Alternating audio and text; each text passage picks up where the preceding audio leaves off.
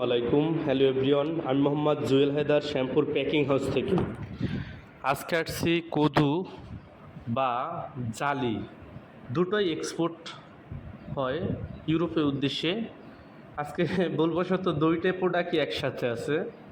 আমরা ইউরোপের উদ্দেশ্যে এবং মিডল ইস্ট কান্ট্রিতেও আসলে যায়, বাংলাদেশ থেকে বিভিন্ন সবজি যায়, বাংলাদেশ থেকে বিভিন্ন সবজি আসলে আমাদের বাংলাদেশের সবজির আসলে আল্লাহ পাক একটা রহমত দিয়ে রাখছে। বিভিন্ন দেশে এগুলো এক্সপোর্ট হয় এবং খুব ভালো পরিমাণে হয়, 2000 3000 4000 কেজি, 5000 কেজি, 6 টন 10 টন। আসলে কিছু কিছু লোক আছে যে জায়গা থেকে শ্যাম্পুর আমি দেখলাম 15 টন পর্যন্ত মাল যায়, 15,000 কেজি। দেখেন তারা কত বড় বড় পার্টি, কত বড় বড় বায়ার। আসলে শুধু বাংলাদেশিরাই যে এই ব্যবসা করে তা না, বিভিন্ন দেশের মানুষ করে, যেমন পাকিস্তানি আছে, বার্মাই আছে, ভারতের লোক আছে। আসলে বিভিন্ন মানুষ ব্যবসা করে। আমরা যে বাইরে মাল দিই উনি বাংলাদেশি একজন।